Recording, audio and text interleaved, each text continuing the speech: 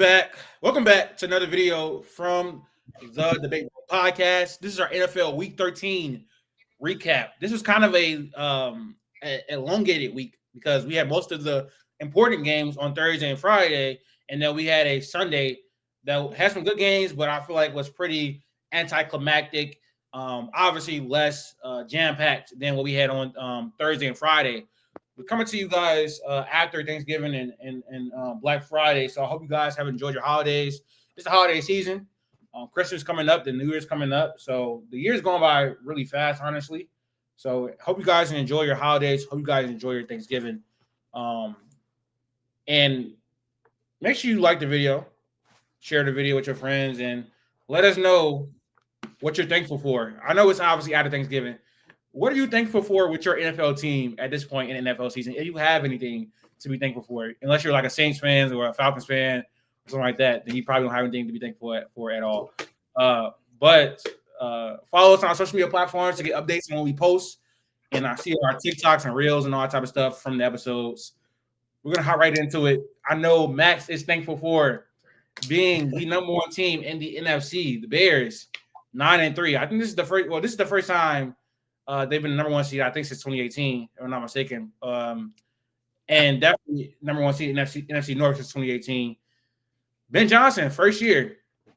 You guys have went through some terrible times as head coach, but he has came in and redid the culture. The post game stuff looks great. He really has a locker room, and it's translating to success. I think throughout the whole entire year, when the Bears won games, we always said, "Oh, they're scratching by against bad teams," which is true. That's what happened. But a signature win against the defending champions on Black Friday, Max. I want you to talk to me about how they got this done on Black Friday. Kind of blew out the Eagles. It really wasn't that close, honestly. So what did you see from your team to move to 9-3? And then we'll talk about some headlines from the games after this. I mean, I know we talked about it beforehand off camera. Me and Latif kind of discussed this game a little bit. And we talked about kind of, was it the Bears outplaying the Eagles or the Eagles outplaying themselves? And I 100% agree with the fact and the sentiment that Philly's offense looked abysmal. Philly, I think, even with a very depleted Bears defense, again, we got our secondary back. I don't think Kyler and Jalen Johnson were at full health. Obviously, it's their first game back, kind of getting into it. C.D. Gardner-Johnson obviously had a lot to play for. Our linebackers were still down. So there was definitely some concerns going into the game. But that offense, I think for the last, I'll say 7 quarters of Eagles football, maybe 6, it's looked terrible. Like the last 2 or 3 quarters versus Dallas and the entire game, I'd say, versus Chicago, that offense looks abysmal. Play calling does not look good. 3rd and long situations, you're throwing short passes. That's not a championship level kind of player. A.J. Brown, he played great. Obviously, he got free, was killing Deshaun Wright for a little bit. Deshaun Wright made up for it with that fumble. So the Eagles just didn't look obviously like the Eagles. They go through this every year. I'm not concerned about them, I'll be honest, for the long run, just because it happens every year and they somehow have been able to push it out for the last 2. So again, I think that it didn't look good at all. I think the Bears are a competent team versus some of the other opponents they've played. I think Dallas has been playing hot and has a very good defense, and that can explain why they lost that game. But again, I think they can get their wins. They'll get home field advantage, and they'll lock in the playoffs. So I'm not very worried from Philly's perspective. It is a bad game, and it has been 2 bad games. But again, they do this all the time. From the Bears' perspective, though, I mean, it's easy to say, but they dominated time possession. The Eagles' offense was not good, and Chicago was able to keep them off the field to prevent them from getting in any rhythm. The field goals, the missed field goals helped. I can't lie, to take some air out of the stadium. Phillies fans got on them, obviously, but the O-line and the run game was phenomenal. And I think if I had to point one thing out, it is probably that offensive line. The defense was great. It performed when it needed to. Deshaun Wright obviously had play the game, breaking up that bad Caleb pick and getting the fumble with the tush push. But I give our offensive line all the credit in the world. I think that Vic Fangio defense it's young. It's got a lot of moving pieces, but I still think it's very, very good. That's the most rush yards I saw on a Fangio defense since 2005. Both guys went for 100 yards apiece. They looked dominant. We were getting able to cut through Carter, Davis. I was so happy to see second down and first down situations get turned into first downs or short third downs, not forcing Caleb to make spectacular throws. We were able to put ourselves in third and manageable spots. Ben Johnson's play calls, like I was very, very happy to see the flow of that game. The Cole Kmet touchdown, again, we talk about Caleb's touch and his throughout the games, and a lot of times it's just not there. That was a perfectly thrown ball. Again, give credit where credit's due. You put it right in the great spot to have Cole Kmet go with it. I just some plays are misses in a win. It's obviously like you can't always take the losses so hard. Caleb definitely didn't have a great game though, and I can't say enough on that. His completion percentage was not good. He only had about 150 yards, a touchdown, a pick. The pick was brutal. I don't necessarily blame him for that. The tip ball, whatever, that sucks. But like again, left a lot to be delivered, or a lot to be, I don't know, a lot to be interpreted. I don't know. It just wasn't a great performance for Caleb that I would have liked in a win. But the run game was so good, and Caleb had mistakes that the run game was able to cover up. And being a team like Philly, I'm ecstatic that that was enough. So again, like what Steve said, it wasn't really close. I think that there was definitely some times like in the first drive of the game, we almost pushed that first down. Like we could have scored on that drive and said we gave them the football back. So I think that I was ecstatic with the win. Don't get me wrong. I still have a lot of fears about this team going forward, but I think with how this NFL season is played, every team has holes. Every team has issues. We saw that this Sunday with the Rams. Like teams can get beat, and I'm just hoping and praying that Chicago's are not exposed. Yeah, I feel like I'll say it again. I was definitely more disappointed in the Eagles because their offense wasn't able to operate against a banged up Chicago team.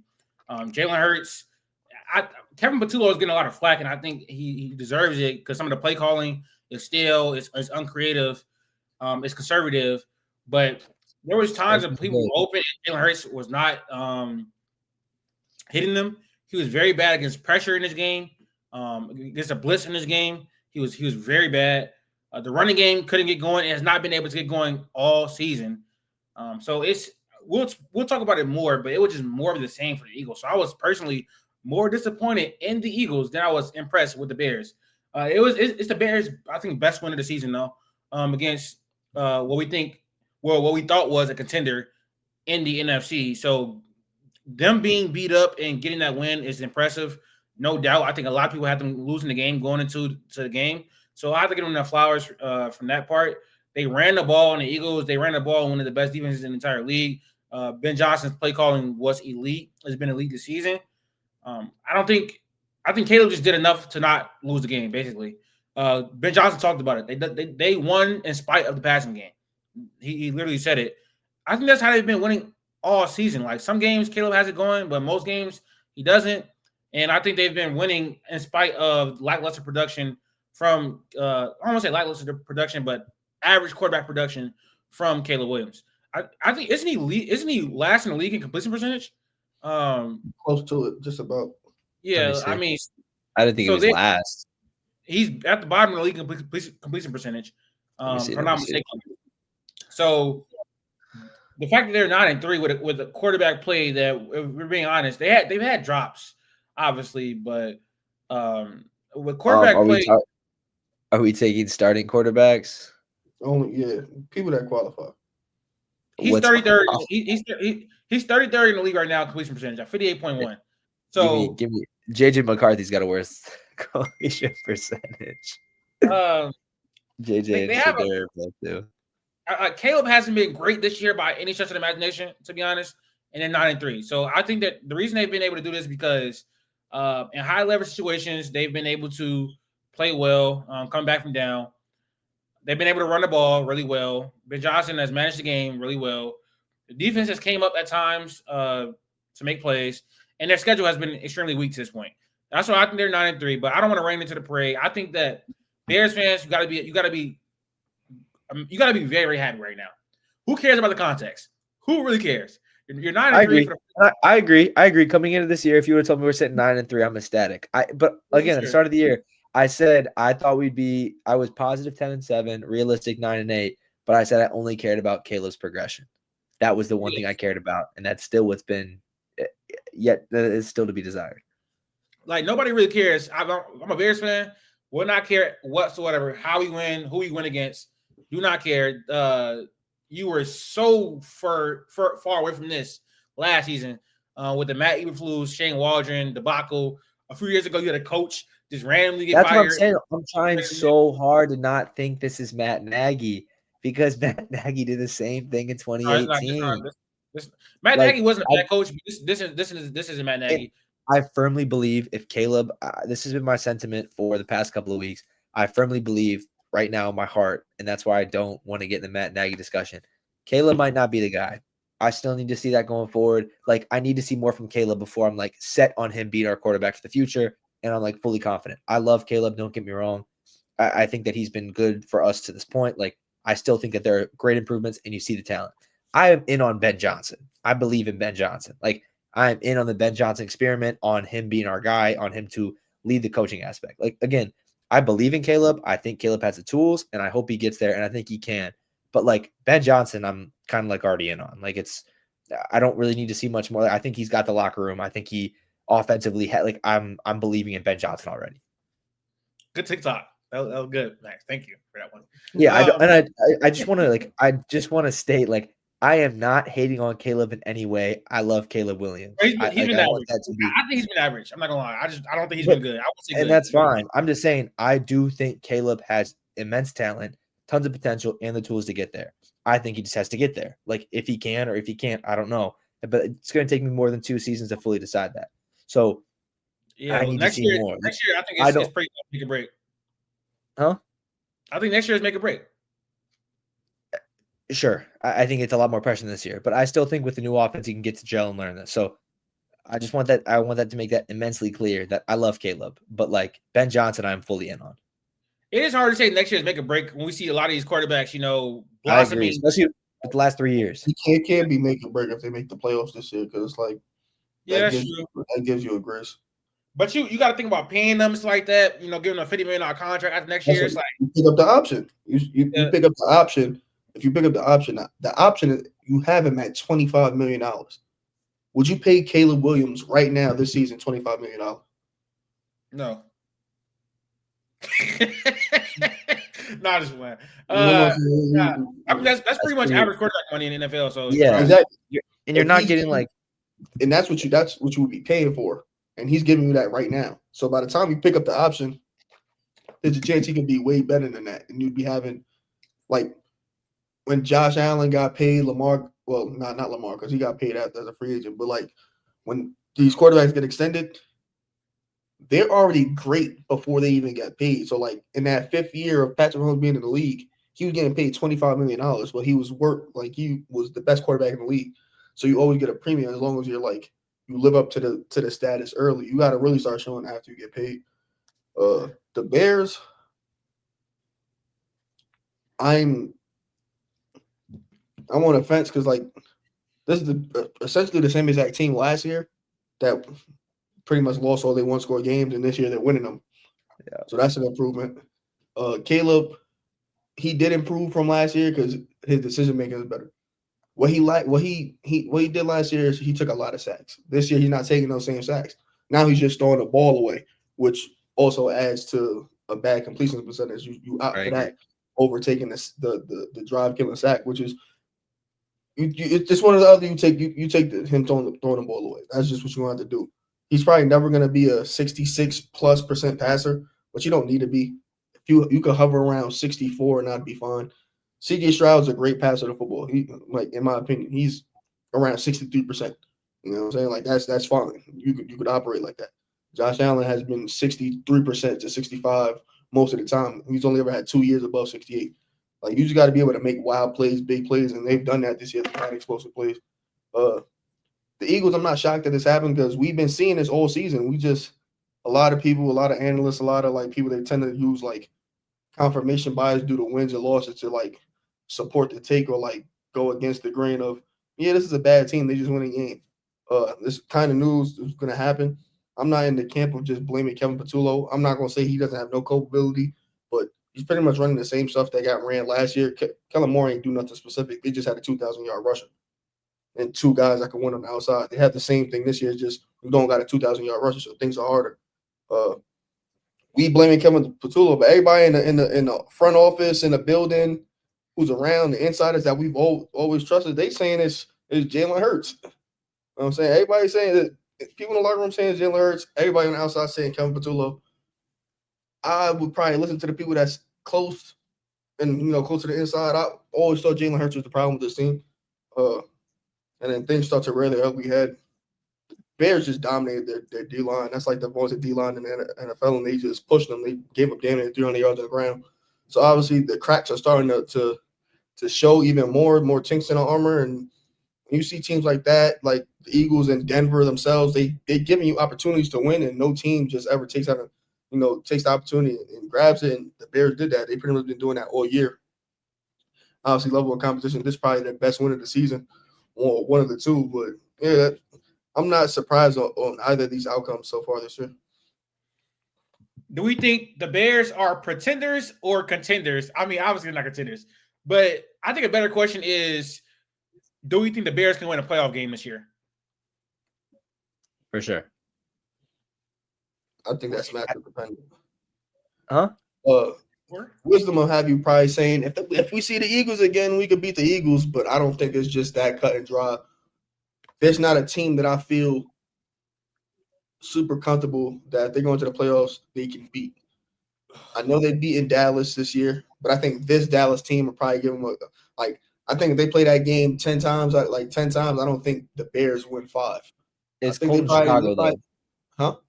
It's cold in Chicago, which are kind of, again, I favor more towards Chicago. But that depends on who you're playing, because you could play the Packers, but they play in the cold. Oh, I thought you meant I was saying Dallas specifically, though. I'm saying Dallas specifically. I agree. I think even if they have to go up to Soldier Field, I've seen Dak has played in cold weather before, so it's not like a thing that I've seen him play in Philly late. I've seen him play in New York late. I've seen him play in Pittsburgh before late. I've seen him play in Buffalo. Wasn't a good game, but I've seen him play in the cold before late. And even if it's 60-40, I think Dallas wins that game 6 times out of 10. I don't know. I think that team. This specific Dallas team, like this team with Quentin Williams, Overshown, everybody back. I still think their secondary though is so weak that Caleb actually can look good against that team like he did in week 1. So that'd be all. It'd have to be all on Caleb, because now the run game ain't gonna be shit. I disagree. I think the Bears' O-line is still very, very good, and it's got better throughout the season. What you mean? The Bears' O-line is, I think, a very borderline elite unit right now. I think they show that against a good Philly defense. But you're matching that with an elite interior D-line as of right now. But that's what I'm saying. I don't think the run game just disappears. No, I'm not saying that. It just won't be. It ain't gonna be 300 yards on the ground. It's not gonna be that. I think that's a rarity. I would say that's a rarity. I agree. That's not sustainable. But yeah, I mean, I think this Packers game will affect me a lot. Again, I think I think this team is good. I think they can win a game. Again, there are very few teams where I'm there's no chance. I don't think we beat LA, but I think the other teams, I think we have a puncher's chance in a lot of these games, especially in the NFC. So I think that LA smokes us even with what just happened. I don't think we beat LA, but I think with beating Philadelphia already, I think we have a chance against them. We'll see about Green Bay this weekend, but beating Green Bay, I'd obviously feel in a much different spot. But I would put a lot of money against it. They're going to be a first round exit. To be honest, they just haven't showed me a level of being it. Well, if they get a bye, I guess maybe not. But I mean, I don't think they're going to get that. But they play a lot of the teams they could end up playing. Yeah, they lost the Lions. They lost the Lions badly. But they played the Lions, they play the Packers, and they play San Fran. Those are 3 teams that they could match up with, whether they win the division or get out. Y'all beat San Francisco? They play San Francisco in 2 weeks. Okay, right. So that's a good point. But I would pick a lot of the teams in the NFC against over y'all, pretty confidently, just because again throughout the season haven't beat a ton of good teams. I mean, we also haven't got many matchups. You'll take every single team in the NFC playoff picture, even the Eagles. But you're gonna say, "Oh, the Bears haven't shown me that they could blank." They did show you literally just now by outclassing the Super Bowl champions. That's but fair. You're also going to lean on saying it's the Super Bowl champions. I don't think that's going to happen again. Fluke. fluke-ish, quote unquote, do it in the playoffs, and then we'll believe you. So there's no like of the teams you would say all the evidence would say pick the Eagles to be the team that the Bears could beat because they did it and they showed you proof of concept. But a lot of people are still scared to pick against Philly, especially if it's not like a team like the Rams caliber. If it ain't the Rams, a team is going to pick us. Most people are going to pick Philly over anybody else not named the Rams. Who has Seattle or Green Bay necessarily played? Seattle has played the Bucks and lost. Seattle has played the Rams and Packers just beat the Lions. But they lost to Philly. Philly. But that's the only team they beat, and they beaten them twice. Like that, those are their two best wins, and it just happened to be a divisional opponent with the Lions team that looks like they're reeling. But that's neither here nor there. Seattle, honest, they haven't played anybody except for the Niners. That 1 week, and they lost. The Rams, they lost. The Bucks, they lost. Yeah. I don't know. I feel like a lot of teams have not played. They lost every team pretty much. That was important. But like, yeah, they don't got no great wins right now. But I'm not saying they're bad. I'm just saying like a lot of teams have kind of been like playing mediocre people. It's a lot of mediocre teams in the NFL right now, honestly. Agreed. Are we done with the Eagles as repeat champions? I think that they were the favorites coming into the season. And throughout the beginning of the year, they were obviously struggling in some aspects, but they were winning games. So they stayed the favorites in a lot of people's eyes. Are we done with the Eagles as repeat champions? Yes. Go okay, go ahead. Go ahead. No, do it then. You said you'll go first. Go do it. No, I just think that it was hard for me for a long time this season to give up on the Eagles, but I think I'm done. This is not the same team as last year. Their defense is still elite, but not as elite as last year. They clearly have a hole at cornerback too, and their secondary isn't healthy. I think their play calling is worse. The interior of their offensive line is worse, and Lane Johnson is injured, who is an integral part of the offensive line. Saquon Barkley looks like a shell of himself, and the passing game has regressed even more since last year. This is a team that is barely having successful plays more than the Jets this season. They're like 22nd in success rate right now. They have multiple scoreless halves. They lead the league in 3 and outs. Yeah, they lead the league in 3 and outs. Like this offense is not good whatsoever. And I don't think this defense is going to be able to carry them through 2 to 3 games in the playoffs. It's kind of hard to count them out because of the talent in their roster. You see A.J. Brown, Smitty, Jalen Hurts, Saquon Barkley, good offensive line, great defense. It's kind of hard to count this team out, especially since there's not like world beaters in the NFL right now. But this team, the process is just so bad. I'm a process over results person, and the process for this team has been awful all year. It looks it looks similar to 2023, but it's like the flip side where their offense just looks abysmal. So we got to see how they end the season for sure, because in 2023 they end the season on like a 6-game losing streak. I don't think it'll be that bad this year, but I honestly feel like that going into next year, if they don't win a season, going into next year, if they don't win a Super Bowl this year, which they won't, I just blanked on his name. Sirianni. Nick Sirianni should be on the hot seat. I don't think he's a good coach. I think that he's supposed to be like a locker room guy and leader of men, but over the last like 2-3 seasons, we've heard so many locker room issues and so many issues among the team. Where it's like if he's such a great leader of men, why every single week we're hearing something from the media?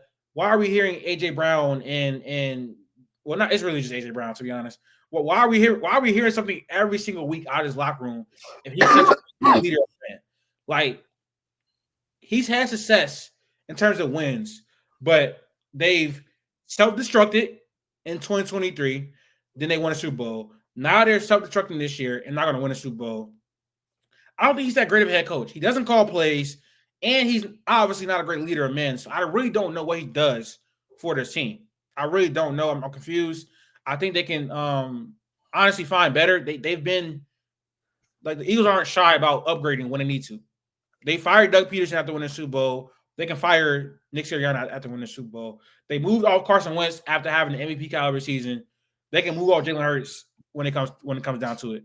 Like Howie Roseman has shown that he's not being complacent. And this team has structural issues. I think they're not going to be able to fix this season, but maybe I could be wrong. Jalen Hurts, the most overhyped quarterback in NFL coming into this year. I don't know why people were putting him in top 5 conversations. He is not good. He is not good at green. Well, I'm not going to say he's not good. I'm not going to say that. He's a good quarterback. He's not a great quarterback. He is the worst possible quarterback you can win a Super Bowl with in this NFL. I personally think that. Because he had an all-time great defense last season, and the roster was really good. 2,000-yard rusher, great offensive line, 2 top 15 wide receivers on the perimeter as well. He struggles against pressure. He struggles to read the field past his first read. He's not a really great rusher either. Not dynamic at all as a rusher. It's just like that's enough about Jalen Hurts. I've said that probably 20 times on this channel. But yeah, I think they're I'm done with the Eagles. Q, what was you gonna say? I was gonna say, yeah, I never believed in that in the first place. From a pure football standpoint, I think that it has to be like a concept, like with like the type of players that you have. Usually, like it's a Hall of Fame caliber coach with the Hall of Fame caliber quarterback that are doing the things like back-to-backs and three-peats and things like that. That's one. I don't think Nick Sirianni is that. I don't think Jalen Hurts is that.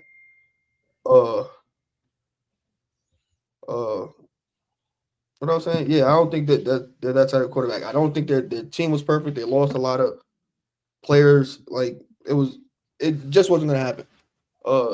And the Rams obviously played them close. They always it's never like a straight through clean season. Like you said, Nick Sirianni doesn't like offer no like what you think he's doing as a head coach. Like obviously how he picks the players, the coordinators call the defense and or offense. When things get noisy, Nick Sirianni is supposed to be the guy to put it out, but he's not putting it out. There's no cohesion. Usually teams with a lot of controversy, they stay together, they stick together, and that's how you keep on moving. But this team is just like everybody else is everywhere on their own tangent, so they're not really together. So no, I never thought they were going to repeat. It's just they're a talented team, but the talented players don't make you a great team per se. Not that they're not a great team, but they were never going to be a back-to-back Super Bowl caliber team to me. Max, do you have any rebuttal or a different take than what we've already said about the Eagles? Yeah, just for the simple fact that like I don't know who else I'm picking. So like I said, every team's got issues. I guess fortunately or unfortunately, I've seen this with Philly for the last 2 or 3 years now, and they either made the Super Bowl or made the playoffs, whatever. I'm not believing in Tampa. If I had to have my pick, it'd be my same pick the entire year, and that would be the Rams. I would have the Rams as the top team. I know I had the Lions up there in the NFC Championship. We'll see if that happens. I still think the Lions have a shot to make the playoffs. I wouldn't confidently pick anyone, I guess, over the Eagles and just say stamp it there because we know how good they can be when they put it together. So, again, you can blame Patullo, you can blame Hurts, you can blame whatever you want. They have the talent there, and I think that they will have the record that'll push them to a home playoff game. So, I'll say I believe in them just for the fact that I don't know if I really believe in anyone else that much. So, yes, I still think they have a shot to at least make it. Maybe not run it back, but at least make it. Yeah, I'm confident in the Rams over them. I'm not gonna lie. I think that process has been better this year. I would agree. The offense is way better. That's the only team that I would like bet money that the Rams would win the game.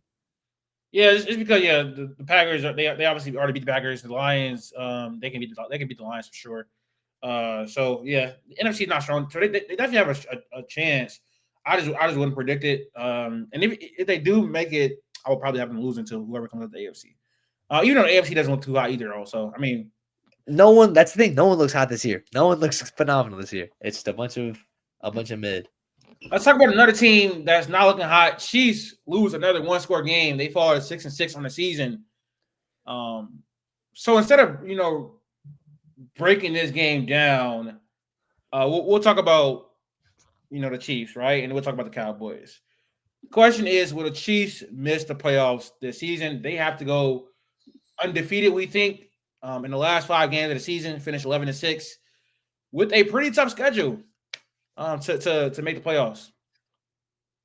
No, I don't think they miss the playoffs. I guess I won't I'm not going to eliminate them until they're actually statistically eliminated. I do predict a little bit of cannibalism in the AFC South. I think they will kind of knock each other off until maybe they only have 9 or 10 wins. I think that they will kind of beat each other up until it's all mid. Again, I just maybe a team like the Chargers falls out with this Justin Herbert injury. How long is he going to be out? Is he going to try and play with a glove on? I'm not sure. I can't count the Chiefs out until they're out. So I'm not gonna take the bait yet. I'm counting them out. I don't think they're making the playoffs. I'm sorry. I love Patrick Mahomes. It's very, very hard to pick against him and the Chiefs, but something feels different this year. They were historically very, very good in high leverage moments. That has not been the case this year. Every time they lose a game, it's either offense has been inconsistent or their defense hasn't been good enough whatsoever. In every high leverage moment outside of the Colts game, they have failed. Whether it's not being able to sack Trevor Lawrence when he falls on the ground, or it's Patrick Mahomes throwing a pick six, or it's getting 13 penalties in the game to lose that game against Jacksonville. Whether it's Travis Kelce dropping a pass into an interception against the Eagles, whether it's Patrick Mahomes throwing an interception against the Broncos, and then the defense not being able to get a stop on the last drive. Time at a time again this season, they have not been able to get it done. I think their passing defense is susceptible to quarterbacks that can just sit back and dice them up. They don't get enough pressure consistently. And their offense, wow, they're the second ranked offense right now, EPA per play. When you actually watch them, they are extremely inconsistent. Nothing looks easy for them when you watch them play. The running game, very, very inconsistent. The wide receivers cannot separate against man coverage. Patrick Mahomes is liable for damn near one time a game doing some dumb shit. This team is average, bro. They're what their record says. They are what their record says at this point.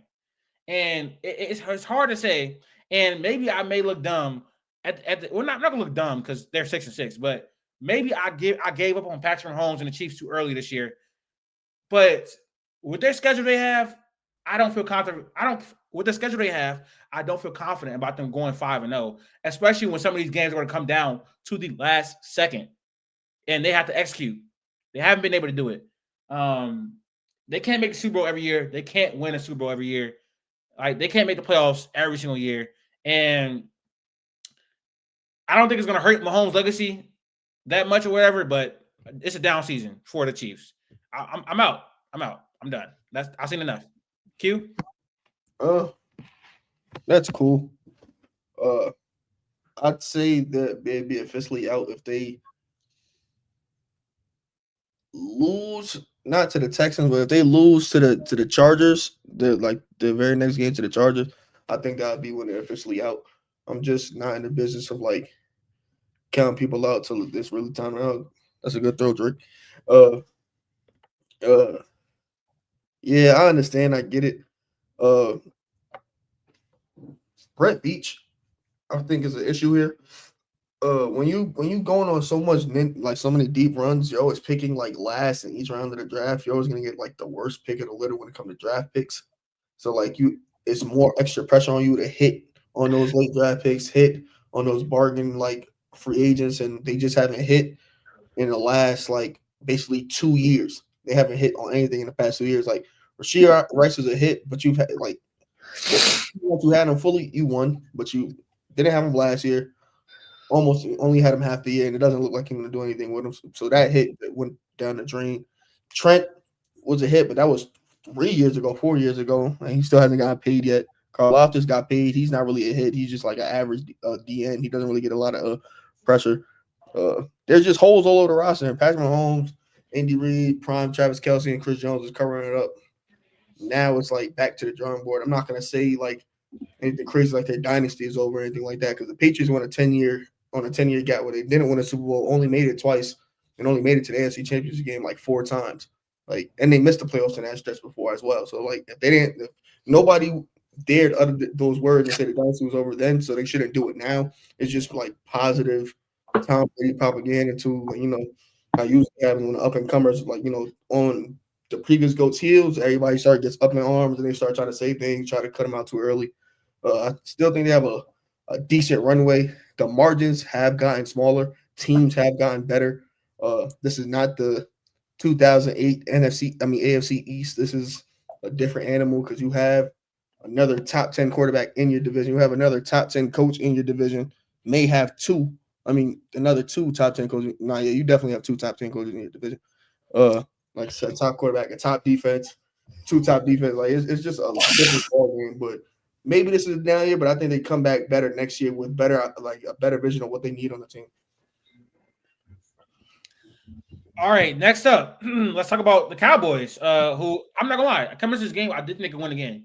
I've been speaking the truth about the Cowboys all season, and Dak Prescott for like 2 years now. By the way, you have? Yes, I have. I have. I actually have. Yeah, not me, but you got it. I'm saying you have to. You have to. Can the Cowboys be a threat in the NFC? Q, we're gonna start with you.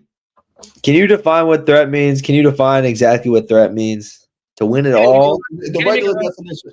The regular definition. To win it all or to win a game? They just beat the Eagles and they just beat the Chiefs in a 10-day span. I mean, understand. This is a fair question. Two teams that you refuse that you do not want to give up on.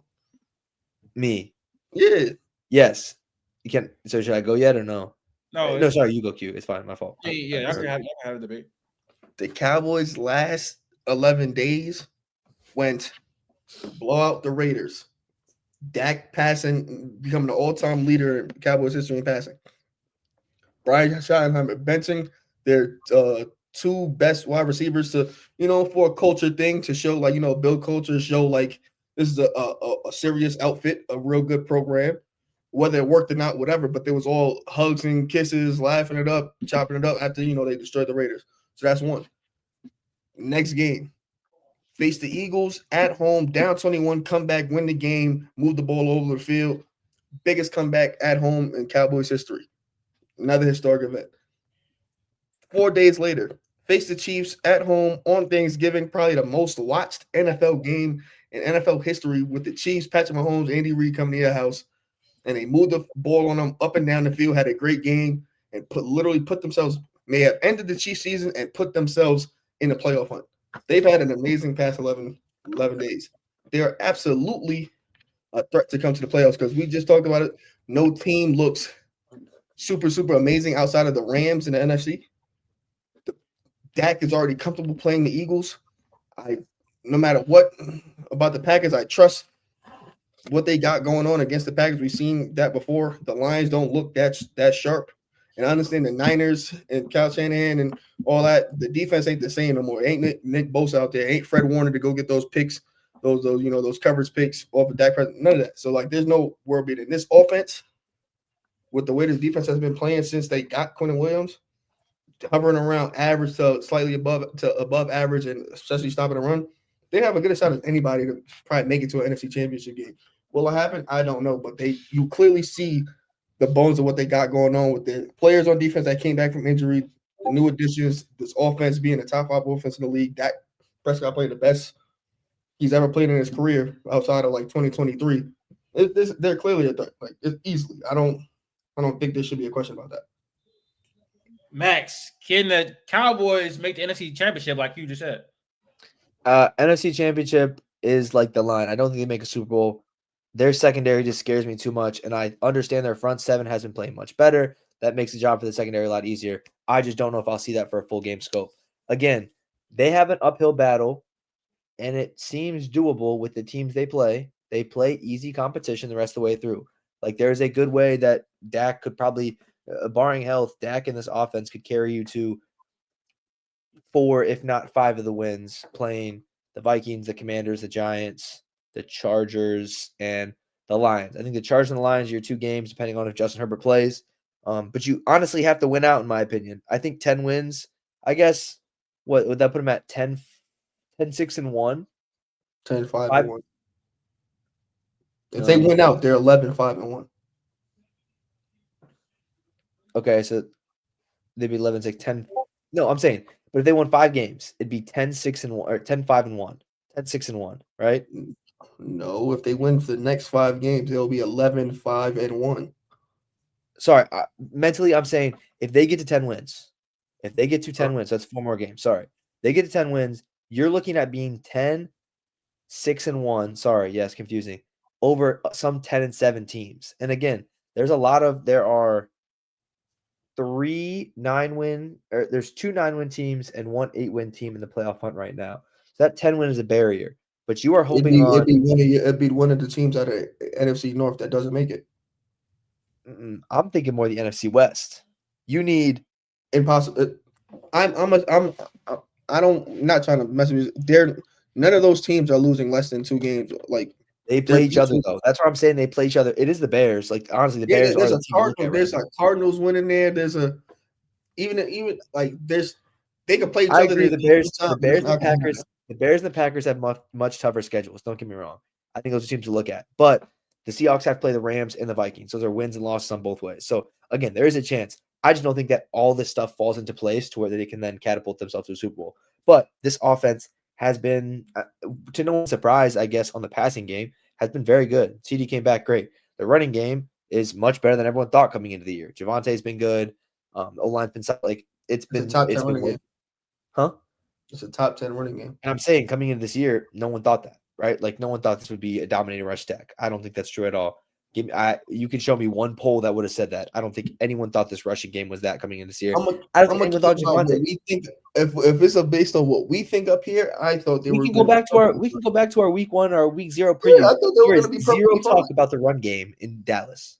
No, I thought their offense as a whole was going to be completely fine. I thought it was going to be a top 5. How much is that backbone by Dak? I think that's a thing to think about because they have Dak, CD, Pickens, Ferg. They had great passing options. I think it's pretty even in terms of like how it's always been. I don't know. Dak putting up 45, probably about 4,500 yards, and then running back giving you about 1,200. But this is probably the best receiving core Dak's ever had. I think coming in this year, this is probably the best receiving options Dak's ever had. It's pretty close. CD Pickens and Jake Ferguson is about the same as Amari Cooper, CD, and Jason Witten, or Jake Ferguson. It's pretty much even. It's about the same. I think that Dak coming in this year off the injury, I was high on this offense because this offense had Dak and 2 elite weapons. And I think that I wasn't thinking the run game. Again, we don't need to get deep into the run game of Dallas. That's not the point. I seen the offense be elite with Dak and 1 elite weapon. I don't think the offense. That's what I'm saying. My hype in this team was them getting Pickens. That was my hype on this offense. I was like, I think their O-line was stellar. I didn't think Javonte Williams was whatever. Like, I don't think that was crazy. But anyways, I think this team, again, has a very easy schedule to put themselves in contention. I think they could definitely go out and win a game, spoil someone's home field advantage, whatever, for sure, especially what we saw in the last 2 weeks. But I think there are way too many moving pieces to push them to a Super Bowl. That would mean, again, going basically undefeated, winning 3 straight away playoff games, and that I just think that's way too much to put all the pieces into winning a Super Bowl.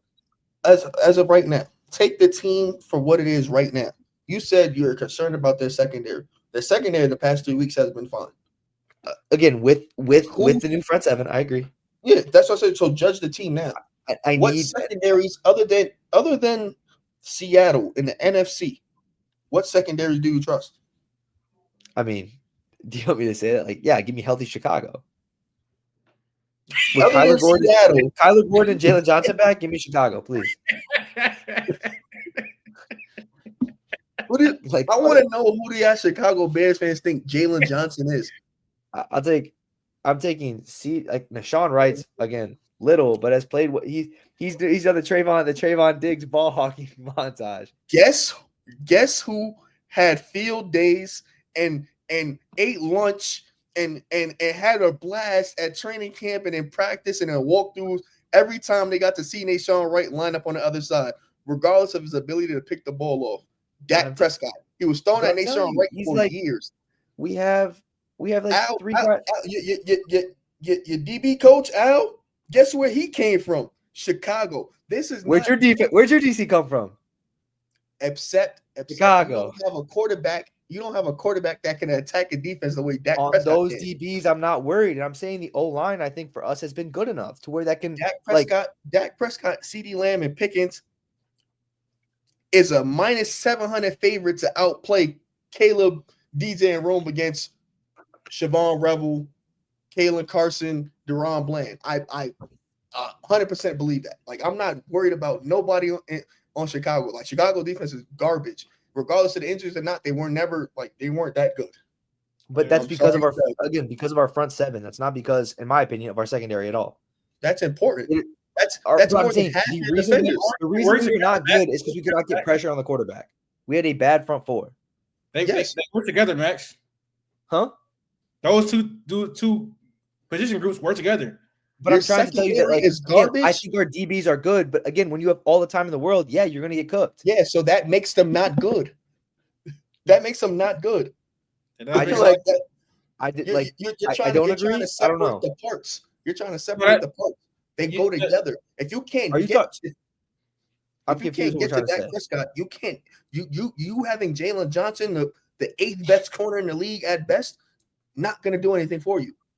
And you know what? Even if he does lock up CeeDee Lamb for one possession, Pickens is going to fry Nashawn. And let's just say, Pickens and CD is locked up. Jake Ferguson is going to, excuse my language, fuck any linebacker that you have out there. And none of them are healthy. Jesus Christ. I'm trying to tell you, like, our defense, like, that's why I think our defense is not good. But I think our secondary unit, again, if we had a comparable front seven, is a good unit. And that's why I think their secondary is that doesn't mean anything to me right now. Like, I swear to everything, like, it don't mean, and I don't, it's not a you thing, man. Like, I ain't trying to like attack you. Having a secondary would be good if our front seven doesn't like that conversation doesn't mean anything to me because they go hand in hand. You know what I'm saying? Like, if you can't get no pressure, it doesn't really matter what your corner's going to do because you can't hold up for 5 seconds. And if you do, you hold it. We had no pressure in week 2. Dak threw 2 picks. Pretty good. And do you think if you run that game back 10 times, you think that's going to happen? They didn't have CD. CD got injured second play of the game. I know. If you believe that's how that game plan is going to go every single time, then all right, whatever. You got me. I think we win, but no, I think Dallas is a much better team now. I remember it. One of those picks wasn't on Dak. I do remember that. Like, I think one of them he pressed. They was already getting blown out. One of them he pressed, and he just threw. I think that these are two different teams. Two teams are like that are much different from week 2. Don't get me wrong. Again, I think Dallas has gotten much better. I think our offense has gotten better, in my opinion. Yep. Because y'all stopped throwing the ball. Huh? Like, I stopped throwing the ball for real. Hey, whatever's going to work is going to work. I can't hate on it. The front four in Dallas is good, but, like, I'm just, again. Their linebackers are good, and their corners have been fine. Once the pass rush got better, because they're still getting a ton of pressure. Once that got better and they got their players back, it's been fine. I've just believed in the Bears O-line, especially over Phillies 2 weeks ago when they've got Lane Johnson down. Like, I don't know. Damn, I had to cook some fucking. I don't know. The Cowboys played them somewhere. All right. Let me get my take off. We can move on. I think the Cowboys are an extremely dangerous team because their offense is so prolific. They have, I think, 2 top 10 receivers. You can make that argument. Their offense line is great. They actually have a really good running game right now. Dak is playing like an MVP candidate, like he did in 2023. The acquisition of Quentin Williams has worked perfectly. He not only has been really good against the run, he's gotten pressure, and that has energized their entire defense. So this team is definitely dangerous.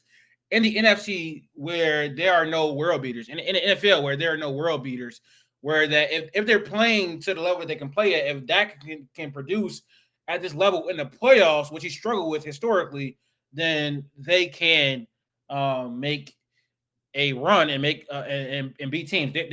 I think Dallas is probably one of the 3 teams you do not want to play in the playoffs. They're up there with the Texans.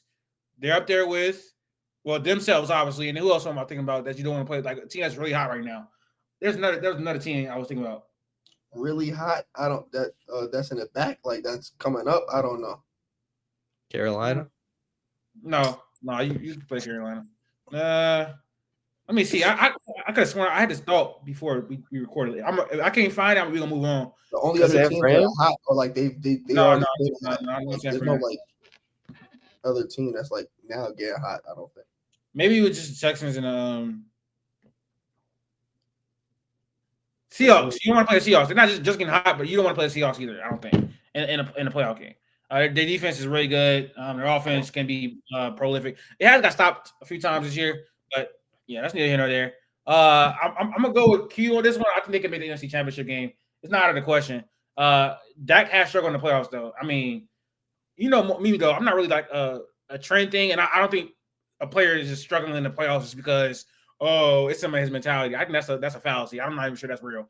There's no evidence really to back that. I think so. That's near here or there. Cowboys, I think they are a threat in the NFC. All right, I wasn't. Let's talk about the Texans. They beat the Colts to win their 4th straight games. It's the same conversation. Are the Texans a threat in the AFC? They won 4 straight games. They are back in the AFC South playoff race. They just beat the Colts, who were the darlings of the NFL at the beginning of the year. And they got the Chiefs next week. So are the Texans threats in the AFC, Max? Like, the only reason I'd say yeah is because I feel like the AFC is so much more wide open than the NFC.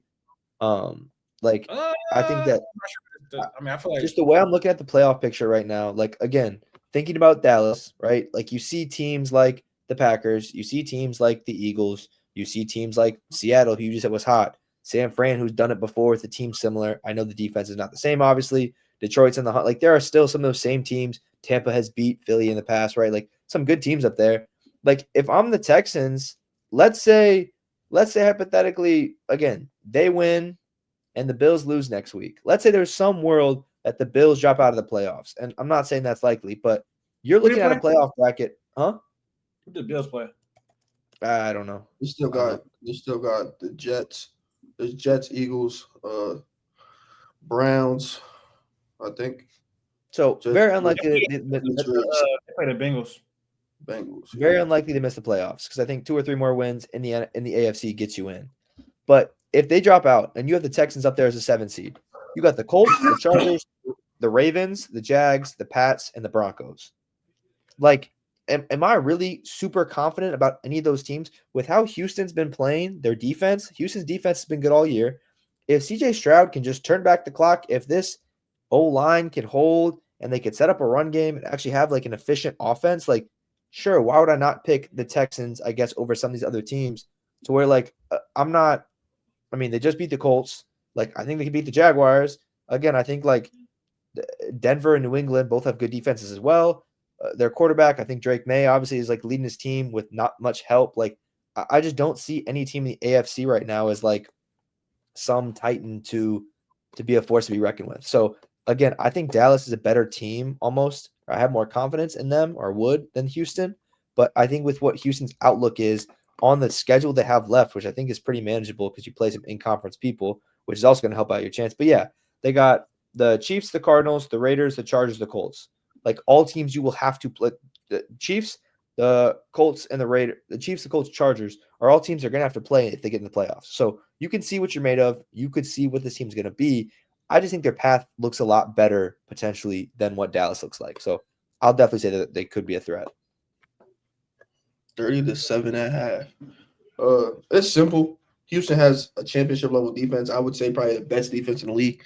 They've been in every single game. They haven't lost a game by more than 1 score. They were in it with the Broncos, and it took CJ Stroud getting concussed and still late game heroics for them to beat the Texans like in the last like couple minutes of the game. Obviously in it and beat the Bills, beat the Ravens. Obviously no Lamar, but it doesn't really matter. A win is a win. Yeah, they've been in everything. Like we said, CJ Stroud, the offense just has to click for 2 games and they can find themselves in the AFC Championship game because there's not an offense I don't think they can stymie. Steve, do you think the Texans defense will perform well against the Patriots? The Patriots? Yeah. Say it again. Yeah. What'd you say? You think that you think the Texans will perform against the Patriots? Like, I think they could. Yeah, pretty for sure. similar to like Do you think the Patriots offense is as good as the Broncos, or like in the same realm as the Broncos offense as a whole? Regardless, I believe in Drake May more than I believe in Bo Nix in that regard. The Patriots offense is better. I'd make that like.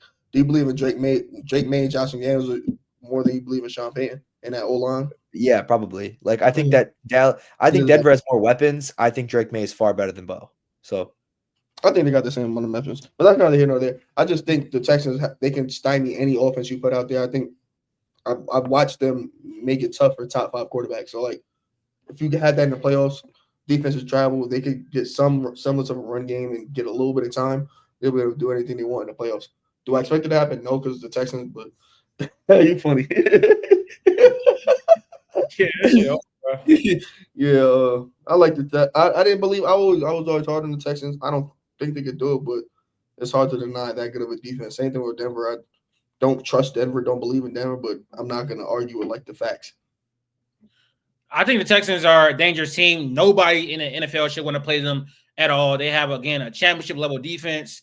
Not really like bullish on their offense, obviously, but even when Davis Mills was in there, it looked like he had some life at some point. So the offense over the last 4 or 5 weeks has looked a lot better than what it did to begin the year, and they got CJ Stroud back, who struggled a little bit in his first game back from injury, but he's still, I think, a good quarterback.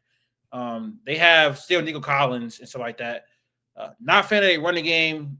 Offense line obviously has issues, but their defense is just the best in the league, so it keeps them every game. So they are a threat. They're just one of those teams I wouldn't want to play in the playoffs. Since last year where they won a playoff game just basically off the back of their defense, where they caused, 4 or 5 turnovers. Yeah, turn Herbert over so much. Yeah. Which, I mean, yeah, same thing. You could play that team. You could play, I guess probably not, but you could play that same team.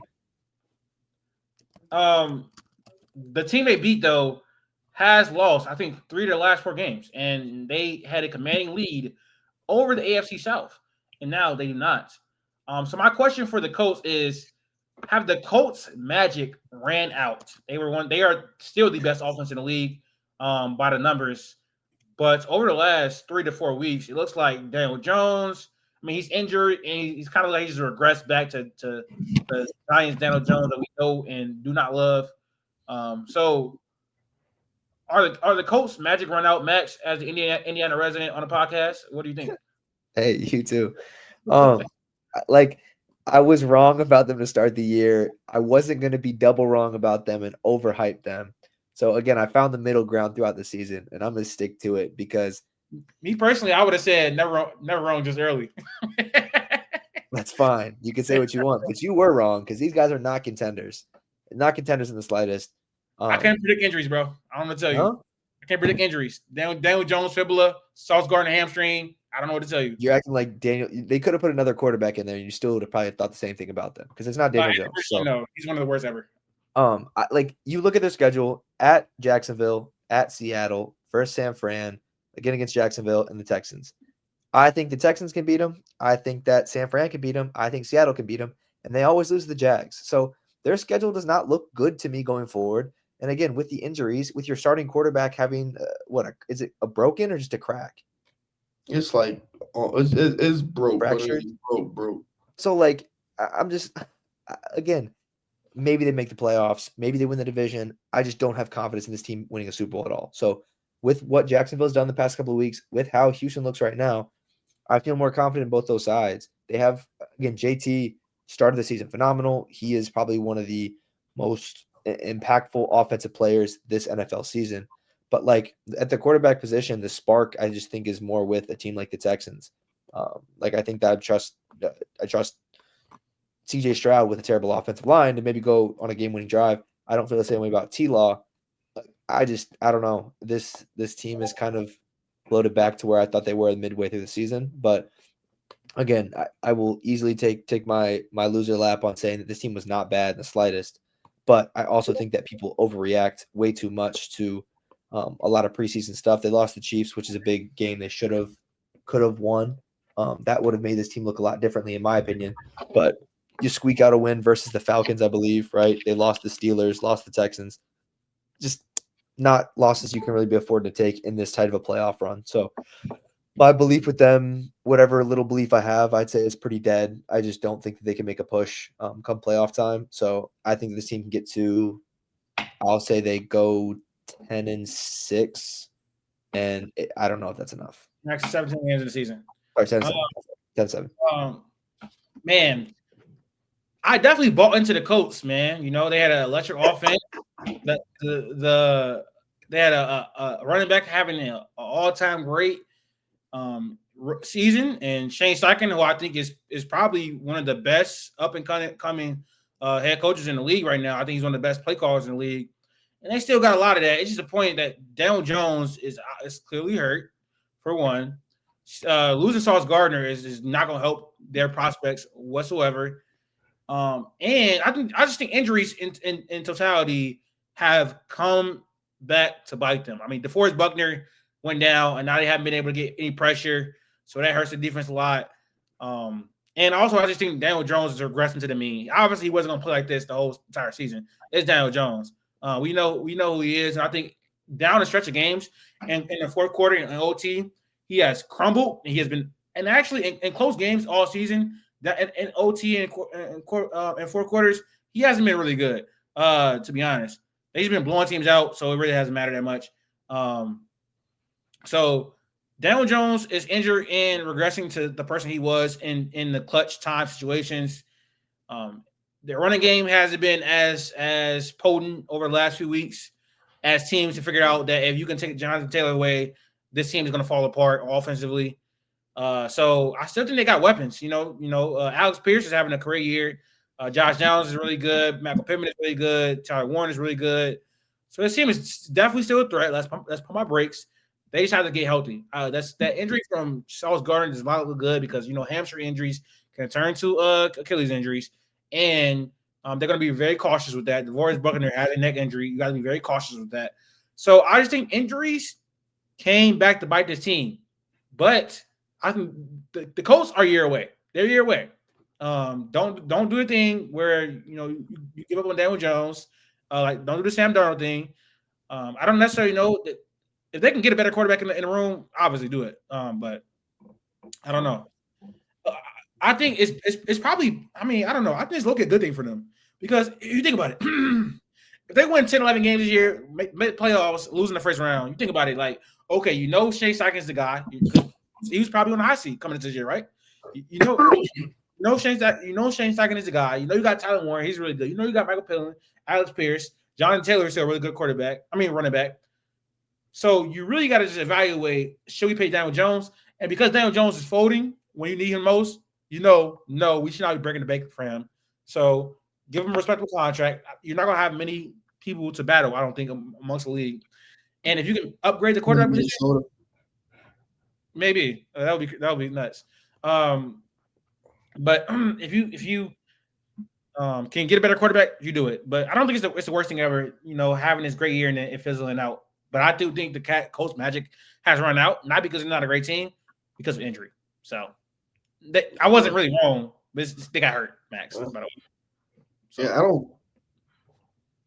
Context is key. I understand, it's the buzzword Magic and whatnot. They winning a lot of games and whatnot. But those games that they won, I don't think they won magically. I just think they were better than those teams. They're better than the Raiders. They're better than the Titans.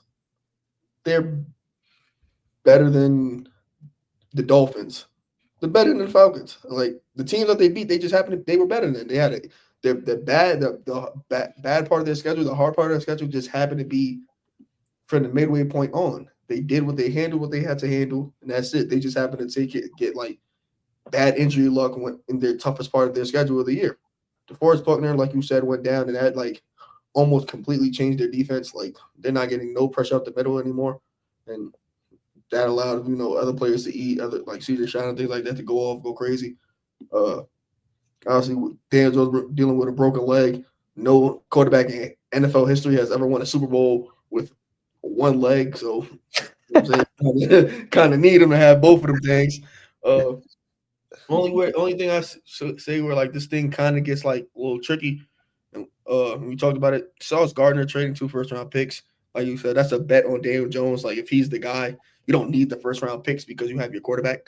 But if Sauce Gardner's going to be out and Daniel Jones is going to be hurt, you need plans for next year. You're going to make the playoffs. Like, I don't have no doubt they're going to win 10 games, probably 11, and make the playoffs. As long as they beat the Jags once, they'll win a division.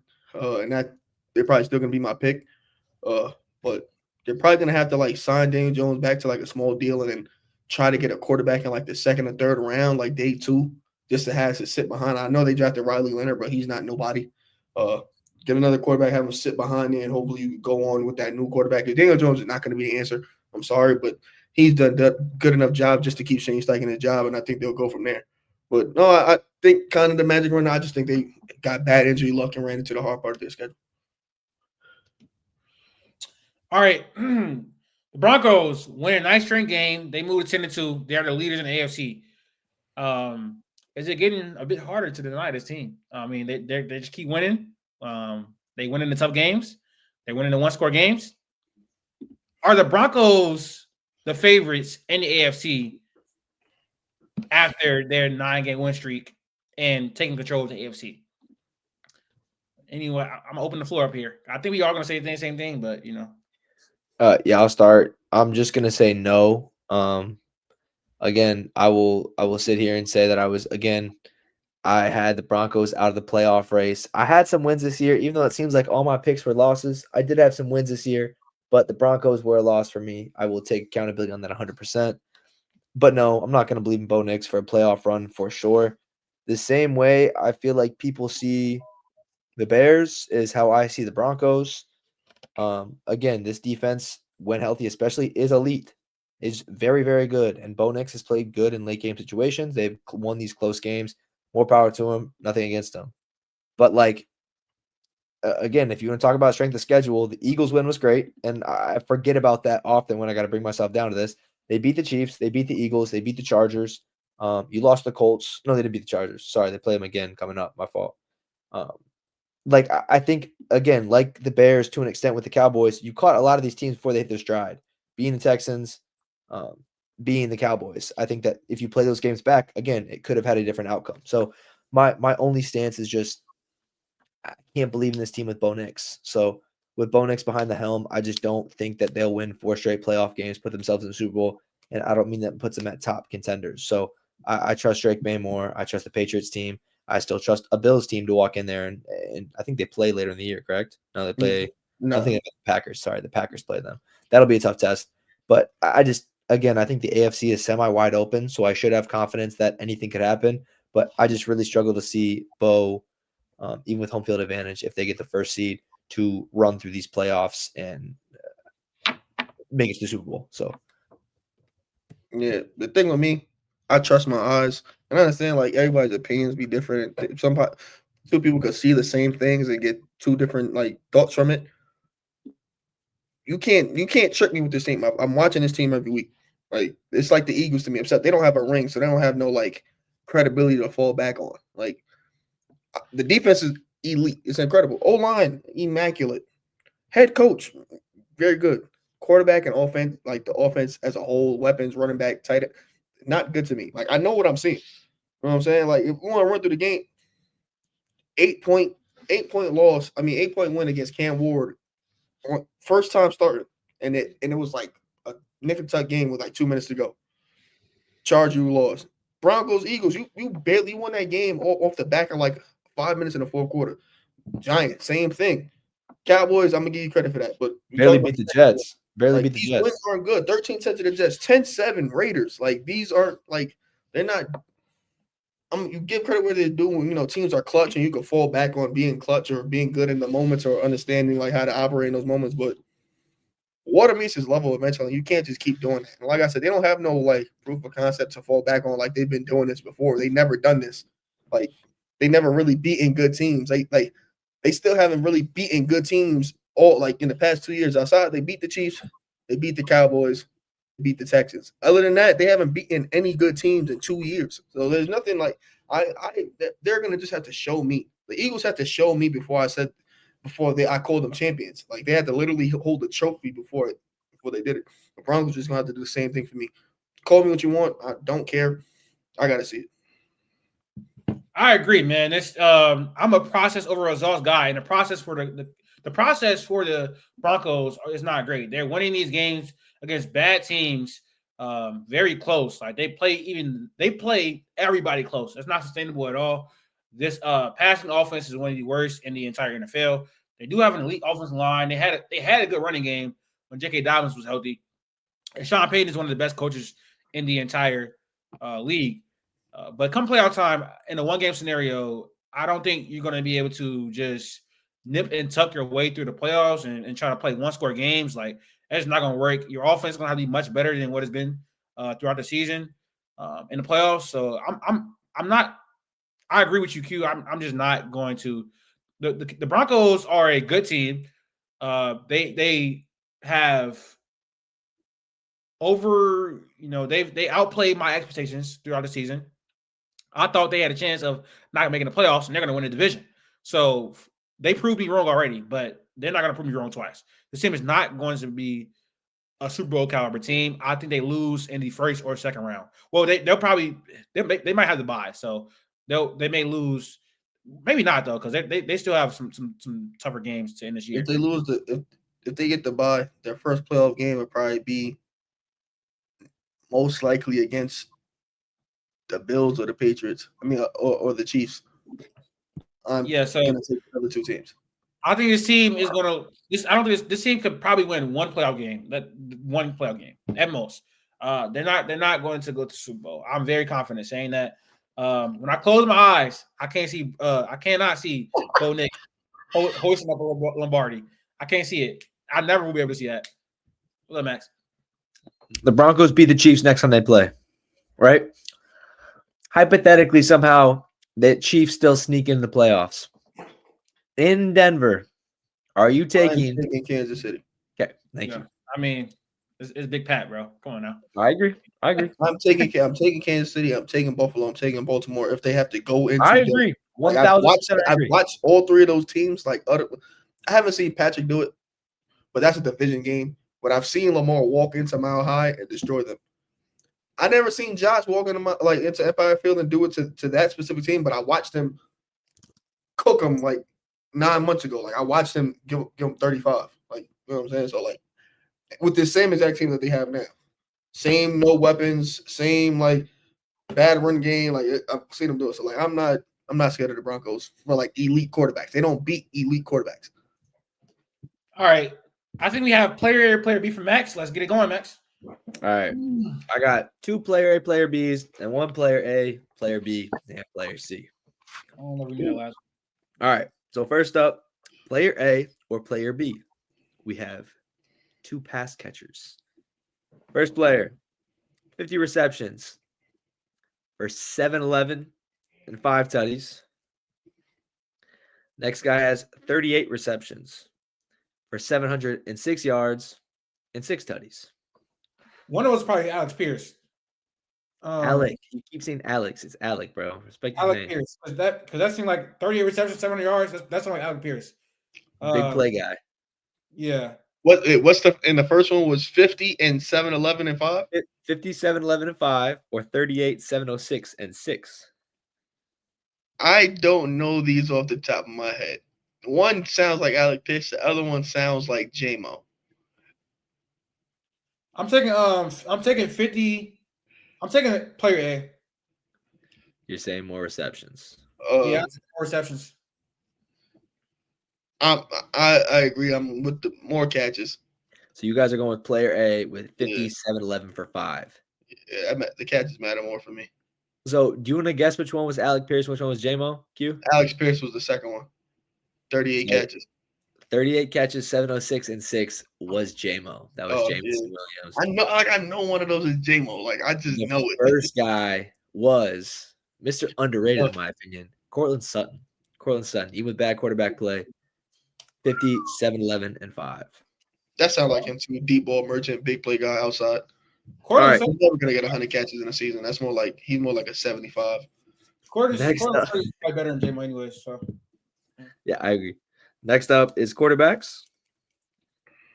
I mean, we talked about this, but I'll just give you the first guy so you can run with it. But first guy, player A, 58% completion percentage. No. For 27 and 22, 17 and 5. We can all guess who that is. You said 27 and 22. 2,722 yards. 2,722 yards. Okay. Other guy, 62.8, 2,600 for 19 tutties and 5 picks. That's Baker. 19 touchdowns, 5 picks. 19 I touchdowns. thought that was 3. Huh? I thought it was player A, B, and C. No, that's the next one. Next one. Wait, 19 touchdowns and 5 picks. That give me B. That's Baker. Patrick Mahomes. That's Patrick Mahomes. Second one is Patrick Mahomes. Oof, got a lot of names thrown out. It's Baker. I know Patrick Mahomes got 19 touchdowns. I do think he has 5 picks. Is Stat Boy right or is Q right? Who knows? Or is I'm it neither? taking player B. Taking player B. Player A was obviously Caleb, as we talked about beforehand. Kind of ruined the section. I should have switched names. But player B was Baker Mayfield. Yeah. Hey, come on, dog. All right. Who the real Stat Boy? All right. Player A, player B, and player C. Player A. We have 52 catches. But again, all pass catchers. 52 catches for 791 and 6 touchdowns. Player B, 57 catches for 795 and 4 touchdowns. So 5 more receptions, 2 less touchdowns, 4 more yards. And player C, 66 receptions for 794 and 3 touchdowns. Give me A. Can you say them again? My bad. All right. So yards are all close. Yards are all within 4. So you got player A, 52, 791, and 6. Player B, 57, 795, and 4. And then player C, 66 for 794 and 3. I'll take player C. Player C. You guys want guesses on any of them? No, I don't know those. No guess. All right. So the player you guys did not pick, player B, was Nico Collins. No one picked Nico Collins. Q, honestly, do you know the stats on this one, Q, or no? You said it was 52. It was 50. What you said? 52, 7. You picked 52, 791, and 6 touchdowns. I'm trying to guess who the player would be. I feel like that might be CD. That was my first like thought at a glance. Do you want a hint or no? Give me a hint. There's a reason I'm asking you. Reason why you asking me about player A? There's a reason I'm asking you about player A.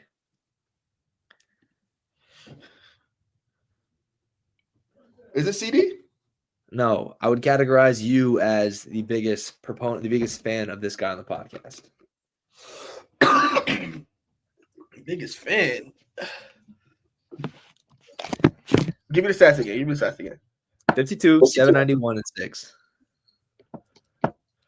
791 and 6. 791.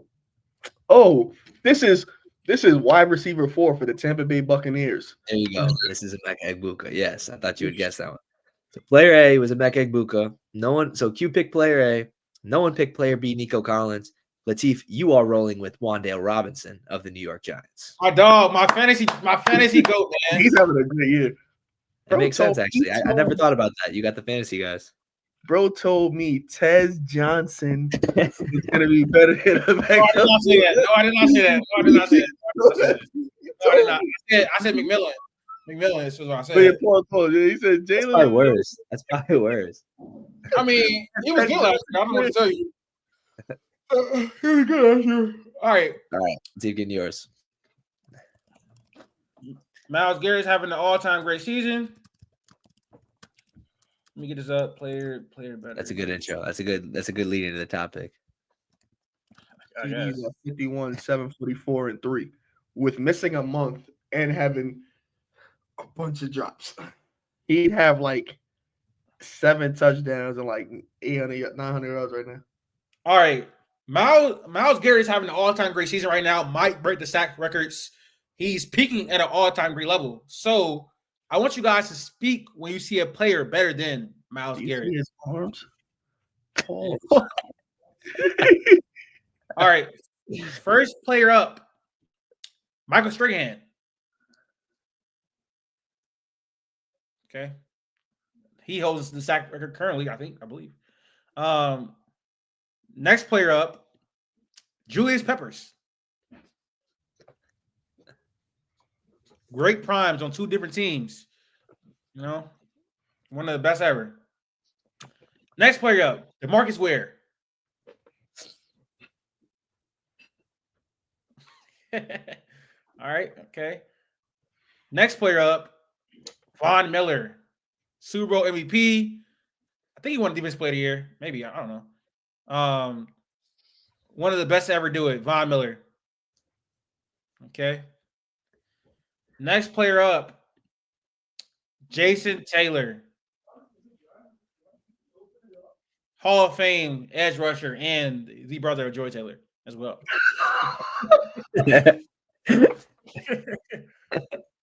All right. Next player up, Aaron Donald. Yeah. Player for player. Yeah, I'm still taking Aaron Donald. Sorry. Myles Garett. Huh? At his peak. Understand. Yeah, I think that we've had a luxury of elite defensive players. I think Aaron Donald was undoubtedly the best defensive player in the league for what? How many years? 4 or 5 years straight. I think, again, they play semi-different positions, obviously edge and the interior, so you kind of get different attacks from both. But, like, I think Aaron Donald was – yeah, I'll go with Aaron Donald. But that's nothing to take away from Myles Garett. I think Aaron Donald might be the best defensive player I've seen in my generation. So, Q, you not speaking? Okay, I guess not. Last player, JJ Watt. I'm speaking. MVP candidate, second MVP. I personally think JJ Watt is better than Aaron Donald. They do the same things. Just JJ Watt was more versatile and can play offense. Agreed. Wait, don't throw the offense. Don't throw the offense. Not for real. He was a tight end. I get the versatility comment. I'm not shitting on JJ Watt at all. I think they are neck and neck. I agree on his defensive peak, but the fact that he was like the best defensive player in the NFL, a top 5 player in the NFL, and played both sides, like important. Like he scored touchdowns, like on both sides of the ball. That's very important. Understood. In terms of Myles Garett, I think Myles Garett can get here. I just think JJ Watt had probably the best 4-year stretch that I ever seen from any defender. Obviously, I can't speak on like Lawrence Taylor or Reggie White or anything, but when I see with my own eyes, JJ Watt was like the one. Like he was the one. And no disrespect, like I didn't mean to disrespect Von Miller. It's Myles. Von Miller definitely he had a peak. Von Miller was very, very good for a long time. Yeah, I thought you would have put Khalil Mack on there. So. Yeah, I could have probably. I forgot about him. All right, that's gonna do it for week 13 recap. Thank you guys for tuning in. We should be back with NBA episodes and NBA draft content here pretty soon. So stay tuned for that, and we are out.